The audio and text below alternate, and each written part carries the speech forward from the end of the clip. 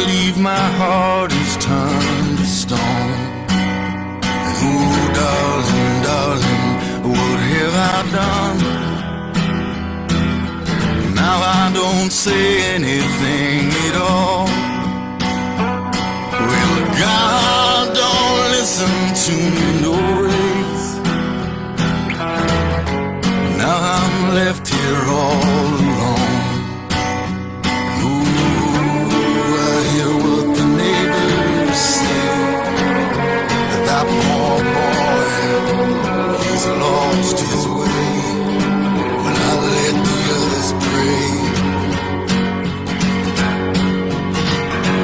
Oh, darling, darling, what have I done? Now I do my talking with a gun. And blood will spill into. Good evening, everybody. Welcome, welcome, welcome. Welcome. Welcome. That was kind of ominous.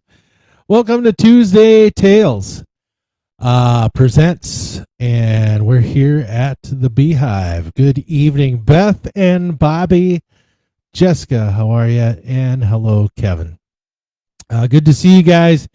You have no idea just how giddy I get now to read the story to you. I kind of wish I could just read every day to you guys. Well, at least this story. Little White Buffalo. That's correct. Yes, sir. That was the White Buffalo.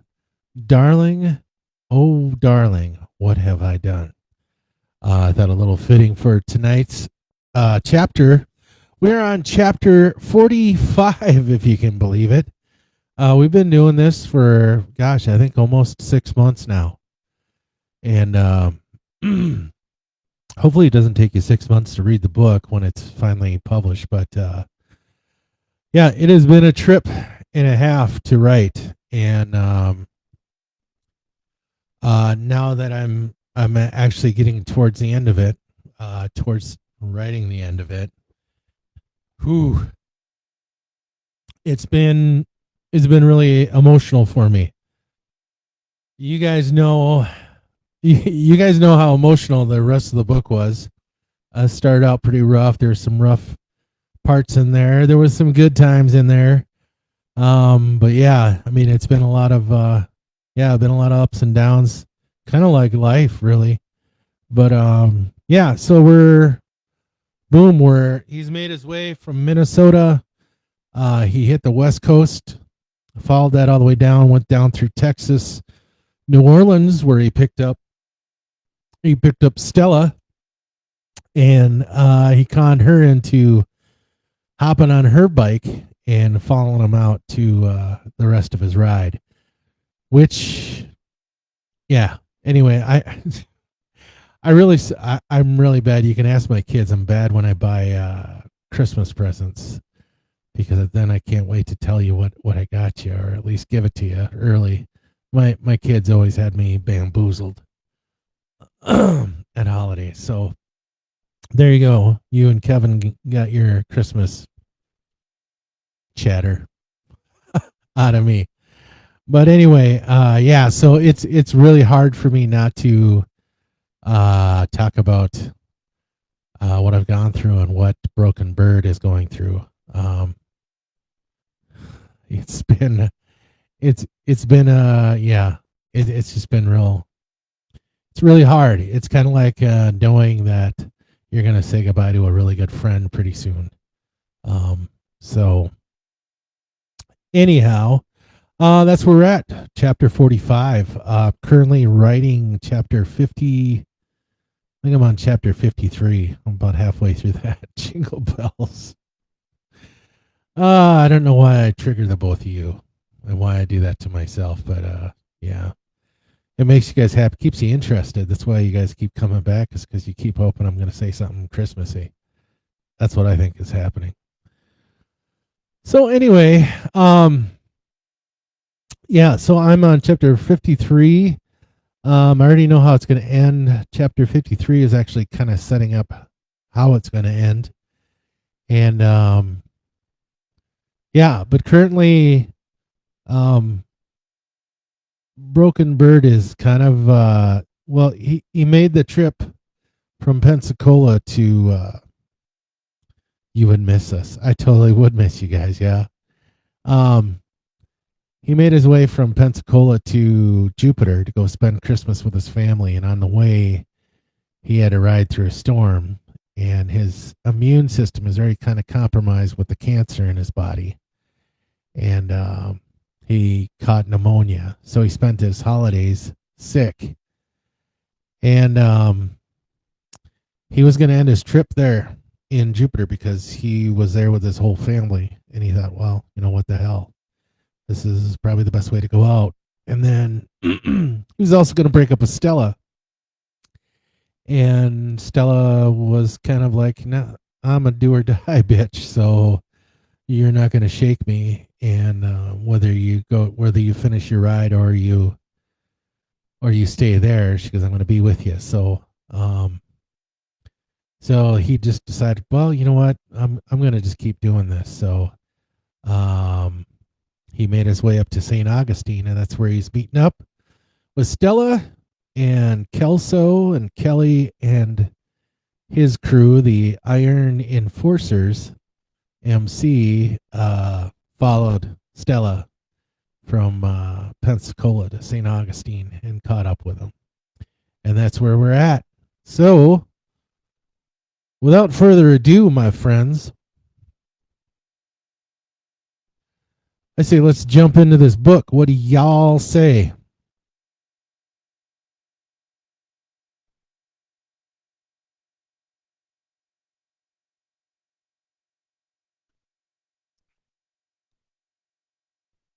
Green tea, man. Green tea. It's the shiznit. Okay. I gotta figure out how to. Oh, there we go. Don't you hate that when you're trying to figure out where your mouse is and you're just chucking it out? It's like, where the fuck are you? And then it just shows up on its ready, Freddy. All right.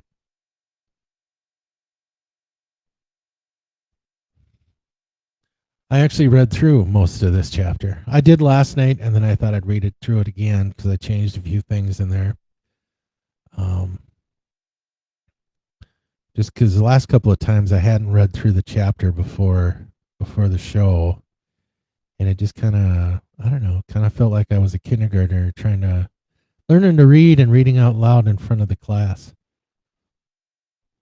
I guess it kind of goes with Broken Bird's declining health, I guess. Huh? All right, here we go. The Ballad of Broken Bird, Chapter 45. A long, deep kiss, one of those kind that you wished lasted forever, sat on my lips, joined with a tight hug with skinny arms. So good to see you, Birdie, Stella said after coming up for air. It's good to see you too, Stell, I said. She gave me the up and down. A small frown caught the corner of her mouth. You've lost weight, she said. That pneumonia really took a lot out of you.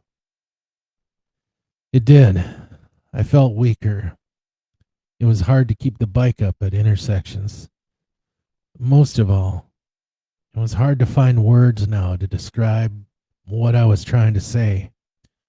Writing them may be hard as well, so from here on in, please forgive me if what I say doesn't make any sense.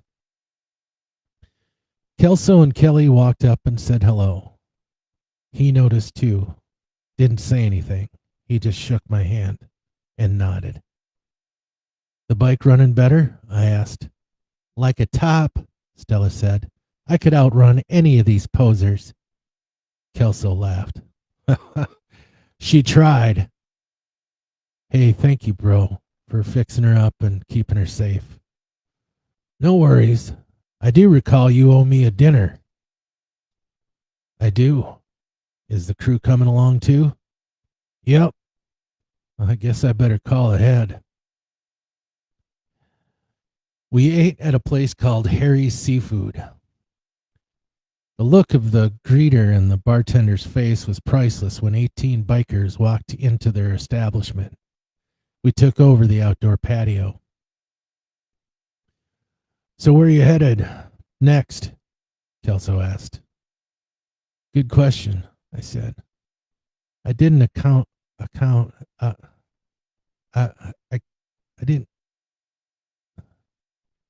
I didn't think about the snow. Well, yeah, you go further than South Carolina, you're going to hit snow. I was hoping to get to New York, but that doesn't look like it's going to happen. Well, not unless you're going to go in a cage. A cage is what bikers call cars or trucks. So, I said to him, since you know the area better than me, where do you suggest we go? I need to make it to Nebraska eventually. He was silent for a moment. You're asking me to plan out the last leg of your trip? Yeah. That's a lot of pressure. Not really. You know these southern roads better than me, and you know how far Old Man Winter likes to lay his flakes. He had on a pair of wraparound Oakleys. They were smoky dark, but I could still feel those icy blue eyes of his staring at me.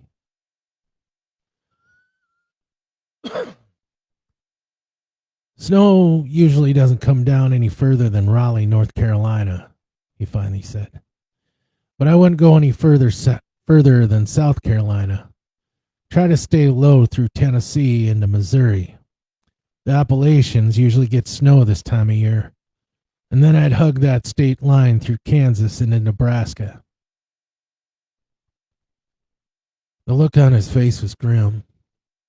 I wasn't sure if that was because this was my last ride or because his weather outlook wasn't favorable towards the end of my trip.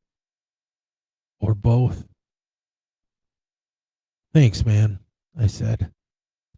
I think you're crazy, he said. Motherfucking crazy. Really? Yeah. I get why you're doing it, but fuck, bro. Even if you don't get snow along the way, it's going to be frosty as hell. Do you both have cold weather gear? Outside of chaps and a heavy leather coat, I didn't. I wasn't sure what Stella had. I shook my head. Well, there's that, he continued, and the fact that you look like shit. I didn't expect that to come out of his mouth either. You still have pneumonia? I nodded. Well, if that doesn't kill you, the rest of this trip might. I looked over at Stella, and she was looking at the ground. She was pretending not to be part of the conversation. I felt as if I was making a huge mistake. I was dragging Stella with me. Was this about healing anymore? Was it about getting to know Stella more? Was I killing myself and putting Stella in danger for the sake of this fucking quest? Fuck. I didn't know. And I didn't have the capacity to make any rational decisions. I've got to at least see my brother and sister in Virginia, I finally said. Kelso looked over at Stella and then at me. I got your back, he said. Whatever you decide to do. If you need me and some of the boys to ride with you to Virginia, we will. Well, I appreciate that, I said. I really do. But I think we'll be okay. Then you'll keep in touch throughout your trip then? Yeah, man. The food came and we ate. I wasn't much in the appetite department, but I did throw some shrimp down my throat and washed it down with a beer. You stay in the night? Kelso asked. Yeah, I said. Probably head north early in the morning. He called over to one of his crew. The guy nodded, and then the rest of them followed back to their own bikes. I think Kelly and I'll stick around and see you two off tomorrow, he says. If you guys don't mind, follow you to the state line. No, man, I said. Sounds like a great plan to me, actually. I was dreading saying goodbye to you guys, Stella said. There's a Hilton or a Best Western just up the block, Kelso said. We finished our drinks and left, scooting up to the Best Western and checking into our rooms. Hey, I think I'm going to crash for a while, I said. I'm not 100% yet, and I'd like to rest up a bit. That's okay, man, Kelso said. Want us to wake you up at supper? That's a plan. I might take a snooze myself. I'm not as young and rambunctious as I once was. That's the truth, Kelly said. Easy, Kelso warned. Stell, you want to go check out America's oldest town with me? Are you okay with that? Stella asked me. Hell yeah, I said. Go have a great time. She leaned over and kissed me on the forehead, and I grabbed her wrist. No talking to any boys, I warned. Ditto, Kelso said to Kelly. Stell and I only talk to men, Kelly teased. The gals left, and Kelso and I went to our respective rooms. Hey, Josie, I said into the phone. Well, how the hell are you, mister? She said. I'm doing better. You sound a little better. You still with family? No, I'm in Saint Saint August Saint Augustine. What the hell was that? What? You got brain fog? A little. Sorry, still a little sick and worn out from that little jaunt today. Well, keep an eye on that. How was your Christmas? It was busy. I didn't get done with work until 5:30 a.m. Holidays are always busy at the ER. How was yours? It was good, I guess. No, it was good. It was really good. You are worrying me. I'll be okay once I sleep. I just wanted to check in with you. Well, I'm glad you did. I still haven't heard shit from any literary agents or publishers. I'm sorry. No worries. But I do have to ask you something. It's pretty important. Oh shit. I don't like the sound of that. I'm going to end my trip in Nebraska. And I was wondering when the time comes if you would be willing to. I'll be there. You know I will. I could pay for your plane ticket. Don't worry about that. When are you thinking you're going to be in the Cornhusker State? Maybe a little over a month from now. Maybe sooner. God damn it. You're getting close, ain't you? Yeah. I think so. Josie was silent on the other end, except for sniffles. Sorry, she said after blowing her nose and taking a few deep breaths. Sorry, I will be there. Thanks, Josie. That means a lot to me. I'm going to send you some phone numbers too that I'll need you to call in case something happens before then. Nothing is going to happen. Come on now, my friend. It's just a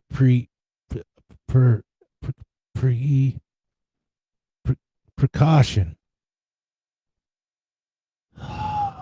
Okay. I wish I was there to lay a hug on you. That would be nice. I hope you get a chance to meet Stella. Stella, huh? Well, where did you meet her? In New Orleans. Do you have any idea how ironic that sounds? What do you mean? Stella, New Orleans, streetcar? I was drawing a blank. Streetcar named Desire? Oh, a black and white photo of Brando in a sweaty, ripped t-shirt appeared in my head. Oh, yeah. Stella! Stella! Oh, I had forgotten about that. God damn it. It's okay. Just get some sleep, for God's sakes. All right. It was good to hear your voice, Josie. You too. I love you. Back at you. Stella woke me up about 6:30 p.m. This is the coolest city, she said. It took my brain a moment to realize where I was. I'm glad you had a good time, I said. I felt removed, like I was there, but I wasn't. It was almost as if I were observing Stella and I from somewhere else in the room. How did you sleep? She asked, sitting next to me in bed. Good, I said. No bad dreams. She felt my forehead. No fever either, she said with a smile. Are you feeling better? Kinda, yeah. Kinda? Well, I just woke up, so too early to tell. The conversation seemed distant, like I wasn't the one having it. I was just listening from the next room or something. There was a knock on the door, and suddenly I was popped back into my body. Stella got up and answered the door. You guys ready to do the town? Kelso asked from the door. Come in, you guys, I said, and sat up. Everything seemed to move after I did. It made me dizzy. You good? Kelso asked. I think so, I said. I don't know if I'm going to be able to stand up. Kelso reached out his hand and I took it. He pulled me up, but it seemed like my body didn't show up with me until 2 seconds later, and I wobbled on my legs. Easy, Kelso said, grabbing me and steadying me. When I was still, Kelso took my pulse and then felt my forehead. Why don't we take a walk onto the balcony, he said. Get you some fresh air. Stella grabbed the sliding glass door and then helped Kelso set me down in a plastic lawn chair. You good? Stella asked. Yeah, I said. I was still in my body, but I felt like I was in a dream. Even the lights outside didn't seem right. Kelly came in with a little red medical bag. I'm just going to check on some things, she said. She was a nurse when she wasn't scooting around with the IE boys or keeping Kelso out of trouble. She checked my blood pressure, then my O2 levels, and then my temp. How do I look? I asked. Vitals are pretty normal, she said, but your SpO2 is a little low. Might explain why you've got a little vertigo. How's your lungs? I haven't even thought about breathing, I said. I just woke up, so Kelli put on her stethoscope and listened to me breathe. Your lungs sound pretty crowded, she said. I'd take a few puffs on your inhaler. What do you think is wrong with them? Stella asked. Kelli put away her equipment and then sighed. She looked at me, and then at Stella, and then at me again. I'm a hospice nurse, she said. I've been at this a long time. I honestly think the pneumonia has shut your immune system down just enough to allow the cancer to creep into other parts of your body. Shit, I said. So what does that even mean? Stella said. Her voice was a little cracked. His cancer is advancing, Kelli said. There's some bruising on his skin and patches, so that means his circulatory system is going bananas. I can't say for sure without running tests and getting more info, but that would mean a CT scan and blood tests. That's okay, I said. But Bertie, Stella pleaded, don't you at least want to know how advanced? No, I said from some groggy, far-off place.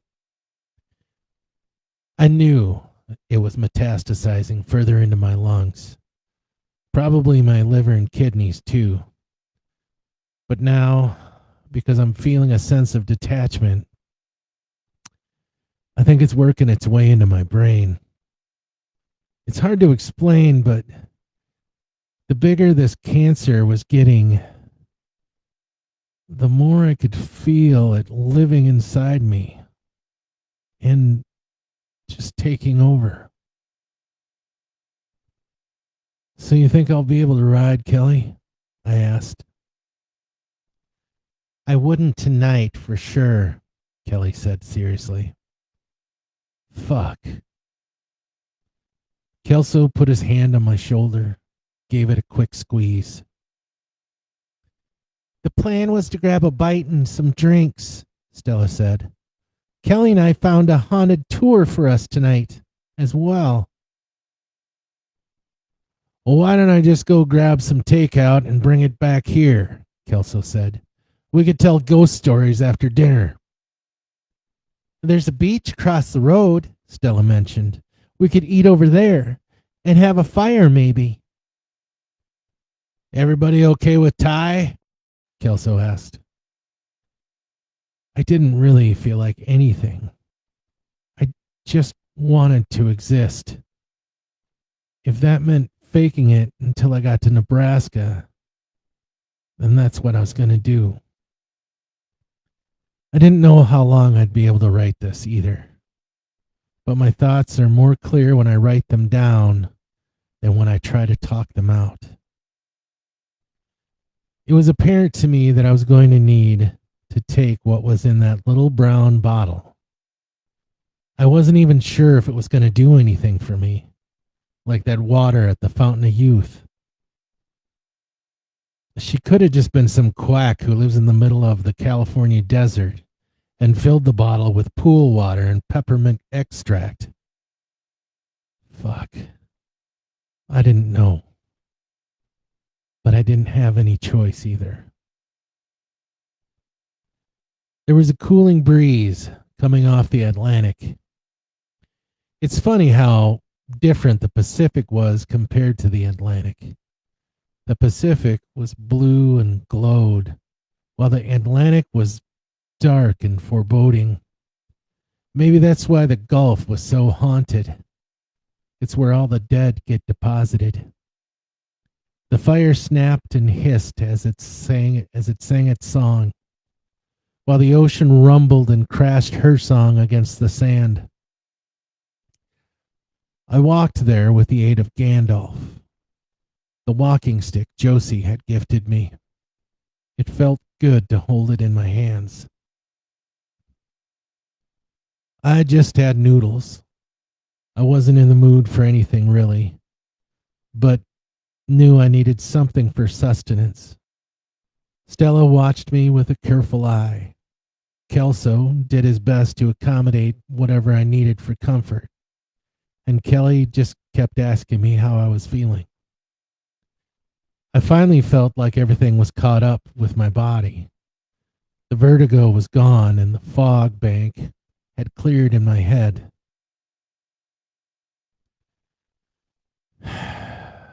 But there were other things now.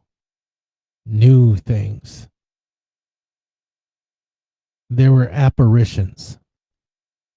Not just like before when I would dream them, but just spirits hanging out all the time, even while I was awake. And they weren't just hanging out in the surf. They were walking by, like they were waiting on me, like they were pacing and fidgeting, waiting impatiently for me to die, acknowledge them. Now, you may be thinking to yourself, this guy is just hallucinating. Cancer is warping his brain. How does he know that they're ghosts? Well, I'll just tell you. I just know.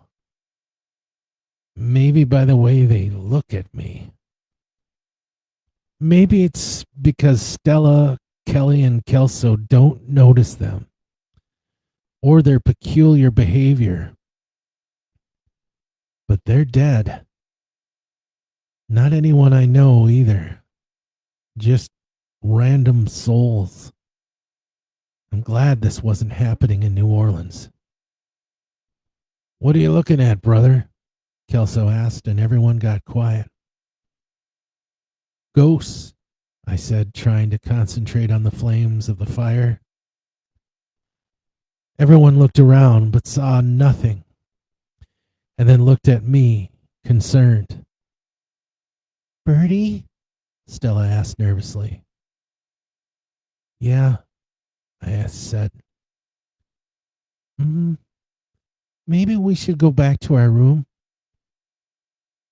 They'll just follow us there. She gripped my hand tightly. You're fucking with us, right? Kelso asked. I know I said tell ghost stories after dinner, but behind him was what looked like a young mother. Her hair and clothing was soaked and matted, covered with seaweed. Holding her hand was a young child, maybe 9 or 10. She was also soaked. Their eyes were cloudy, and they stood looking at the fire and would glance up at me and then look around at our circle. I wouldn't look them straight on, only through my peripherals. I don't know why that was such a big deal, but they wanted me to look at them straight on in the eyes, and I just wouldn't.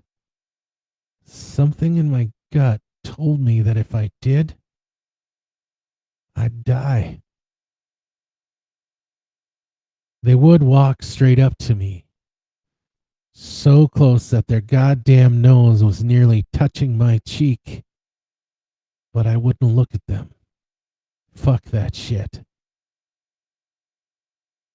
Yeah, I said. I'm just fucking with you guys. Kelso laughed, and Kelli did too, but nervously. Stella smacked my arm. You asshole, she said. St. Augustine is supposedly the most haunted city in America, and you pull that shit. It most definitely was haunted. I couldn't tell who was living and who was dead walking around out there in the night. Sorry, I said. Kelso gave me a knowing look, and the smile on his face faltered. Behind Kelly, an old man sat gape-mouthed behind her, the flames reflecting in his cloudy eyes. Stella had something behind her, but it wasn't human. It was a shape, dark and wispy. I didn't like looking at it because I felt that if I did, and it held my gaze long enough, that I would die right there, and I wouldn't be going to my ancestors. I'd be going to some hellish void and never return from again. My sage bundle was in my saddlebags across the street at the hotel. I don't think I ever needed it more than I did now.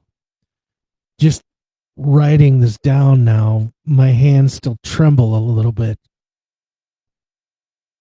I think Stella's right, though, I said, leaning forward and putting my elbows on my knees. I think I better turn in.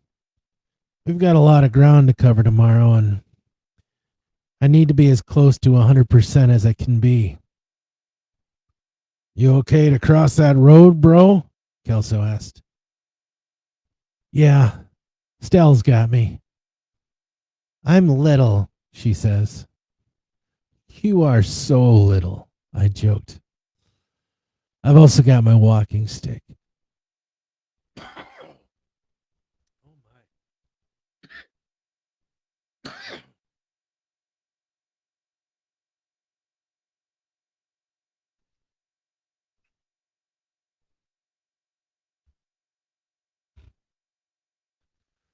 I stood up using Gandalf and felt steady. I gave Kelso the thumbs up. I didn't like the idea of leaving them out there with all these things walking around. But they didn't know they were there, so perhaps they'll be okay. We crossed the road and I stopped by my bike and grabbed my sage bundle. What are you doing with that? Stella asked. You'll see, I said. God damn it, you weren't kidding down at the beach, were you? I didn't answer. I didn't look at Stella either. That thing was still with her. When we got to our door, I lit the bundle. I cupped the smoke in my hands and washed it over me. I gave Stella the bundle and she did the same. While she cleaned herself, I fanned the smoke around her whole body. That thing was gone, but I don't know where. When finished, we walked into our room. If there were any spirits there, they weren't making themselves known. I smudged around the room and then took the little salt packets they had on the desk and lined the doorway and window with it. Jesus, Bertie, Stella said, watching me. What is going on? I looked around the room and then just past her for a moment. Nothing now, I said. It just got really busy for some reason. Do you think it's because you're dying? Yeah, maybe. I don't know. I don't know why I can see this shit now, but that would make sense. Or the cancer is in my brain and I'm losing my mind. Surely they're not here to hurt us. They're just waiting to welcome you to the other side. As sing-songy as that sounded, that would be nice. But I don't think any of these things were my ancestors. that thing that was hovering around Stella was definitely not friendly. Well, I said, I'm not ready to be welcomed just yet. Good, she said and pecked me on the cheek. I'm not ready either. I'm going to get ready for bed and probably write for a bit. I'm throwing on my PJs and heading there myself. By the time I brushed my teeth and washed my face, Stella was out and snoring on the bed. I put the covers over her and went over to the desk and pulled out my leather-bound journal and the little brown bottle Kesh had given me. A small popping sound echoed in the room as I pulled the corked top off. Stella stirred and then went still and began snoring again. That poor girl was going to need a CPAP eventually. I sniffed the contents of the bottle. It was something sharp and sour and made my eyes water. The fuck did you give me, Kesh? I asked myself. I hesitantly put the bottle to my lips and tipped. It burned the tip of my tongue and then felt like ice cubes going down my throat. I could feel it going through my body and then rest at my stomach. Nothing. No reaction other than the smell and the taste. And then that's when something sharp inside me began to churn in my stomach, like blender blades set on puree, and made its way all the way up to the back of my throat. The dim lights in the room got super bright and then flared into colorful prisms. I tried to call out to Stella, but my throat was locked. Somehow, I made it to the toilet, and I puked until I was just gurgling up air bubbles. My head began to spin, and even though my eyes were closed, I could still feel the room spin, and I was holding on to the porcelain bowl so I wouldn't fly off into something. And then the spinning stopped, almost as fast as it had came on. I was sweating, and my gut felt like Mike Tyson punched it 1,000 times. The fuck was that? I muttered, and then a thick blanket of darkness took me, and I was out. And that, my friends, is the end of chapter 45. Hey, Chuck made it. Yeah, with the Badgers and the Bees. Good to see you, Chucks. So there you go, folks. Chapter 45. I hope you guys enjoyed that. So that little brown glass bottle that he got from that we'll call her a shaman out there at Slab City in California. You can't end it there. I totally did, dude. You got to come back Tuesday and listen to chapter 46. So anyway, I wasn't sure where I had it. I brought it into the story because I thought maybe it would be good to give to Victoria, and then she could ride on the back of Broken Bird's motorcycle to Oak Flat and rest in peace there. And I was like, nope. Victoria wasn't having any part of it. And so he had to hold on to it. And then I'm just like, oh, shit. So as I was writing this, I'm like, oh, when is he going to take this? When is he going to take this? And the part with him seeing ghosts, just random ghosts, I don't know where that came from either. Must be that that horror writer in me had to throw a little something in there, and I was thinking, oh man, I'm making these ghosts hang out behind Kelso because that's what I do. But yeah, what a great story. Thank you, Jessica. Thank you very much. Damn, man, always leaving us wanting more. That's good. You guys gonna be really pissed off at the end. You'd be like, wait. That's it. What about? Yeah. So, yeah. Well, I'm glad you guys enjoyed it, Chuck. If he just farted, he would have been better, right? You ever done that? You ever been like super sick and your stomach hurts? It always happens to me if I eat anything with peppers and onions on it. I love them, but oh my god, I pay for it, and then I think I'm gonna throw up or whatever, and then I just ended up farting, and boof, I feel better. Boom.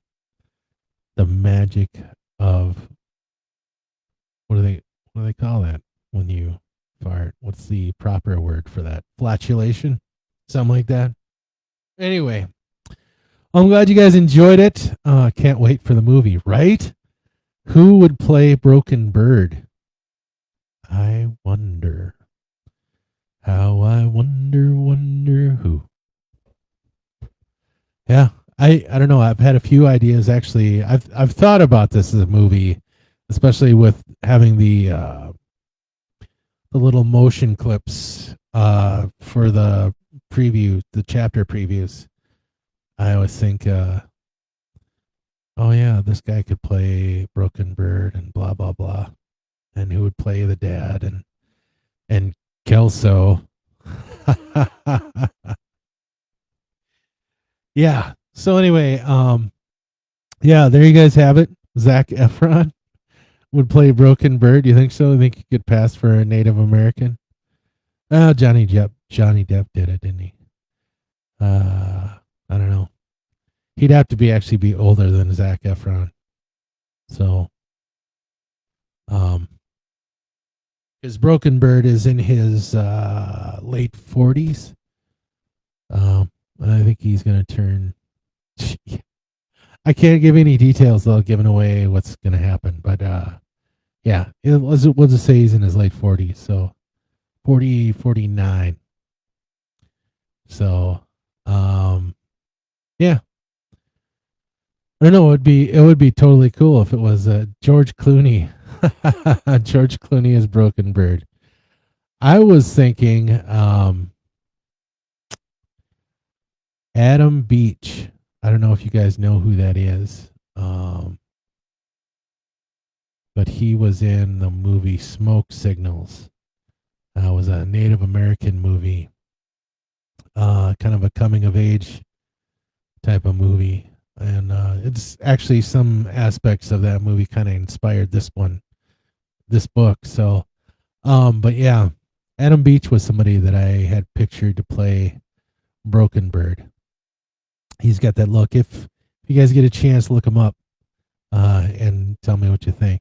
So,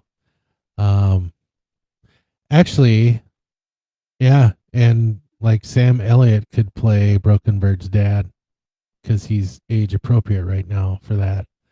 So, yeah, it's always fun to wish. I remember when I wrote my zombie novel, the Zechariah 14:12, and on April 1st, because I had published it March, and on April 1st, I said, guess who just got an email from the Green Light Project, which is like it's a production company owned by Matt Damon and Ben Affleck, and they give no-name producers a chance to make a film or whatever, and they invest in it. Ooh, Lou Diamond Phillips would be a good one too. Yeah, look at you thinking. So anyway, yeah. So on April 1st, I put guess what writer who just published his book just got green lit to make a movie out of his book, and everybody's like, "Oh my God, Brad, that's so awesome!" Blah, blah. I was getting all these congratulations, and then all of a sudden, everybody's always got the one friend that doesn't trust you as far as they can spit on you, and they go, "You're fucking with us, aren't you?" And I'm like, "On well, what day is it today?" And then everybody's like, "Oh, you're an asshole." And yes, I am. But it's all in good fun, right? Right. All right, my friends. I'm glad you guys enjoyed chapter 45. I'm glad you guys have been enjoying the book. You guys should tell me, what's your favorite part of this story so far? Like, what was your favorite chapter? Who's your favorite character in the book? I'd be very interested to know that. I really like the dynamic between Broken Bird and Josie Whalen. I thought it was going to be weird having him have a platonic relationship with a gal. But it was something about their chemistry that really worked as platonic friends. And she is actually modeled after one of my very good friends. And yeah, so she and I actually let her choose the name of her character in the book. So but she's always been a kind of a fan of my writing and very supportive. She edited my last book. She edited Thin Spots. So yeah, so Josie is probably one of my favorite characters. I did like like one of my favorite scenes to write and to read was the scene with Carlos, his friend from high school that had ended up homeless on the streets of San Antonio. That was actually kind of based on a true event that happened between me and a friend of mine from high school, and the history that Broken Bird and Carlos had is basically mine and his history. And he did end up homeless, and I ended up going to get him. And I was like, yeah, he's no friend of mine, especially from my childhood, that's going to be sleeping on the street. So I went and got him. And writing and reading that story really made me miss him a lot. So Marissa Tomei could play Josie. Hell yeah. Yeah, she could. She totally could. Yeah. All right, Victoria. I'm trying to think. I was thinking like Uma Thurman would play Victoria. So, because that's just kind of the vibe. So Victoria is also a real person, or she was. She did pass away from cancer for real, pancreatic cancer. She was modeled after my friend, Victoria. Part of this book's going to be dedicated to her, but yeah, she looked very much like Uma Thurman from Kill Bill, and yeah, and that's kind of who was going through my head at that time to play her if it was a movie. So, but anyhow, my friends, this was kind of fun to think about those kind of things. But yeah, hit me up with a comment and let me know who your favorite character is, what your favorite scene was in this book. I'm be really interested to know. I believe every once in a while when I get to talk to Beth, she usually gives me pretty good insight because she's read my books and some of my books, and it's fun to discuss with her. I like to know kind of where her head space is at when she reads my books, because I mean she knows me as the guy that hangs out with her husband, and And yeah, so yeah, it yeah, I'd be very interested to know what you guys think.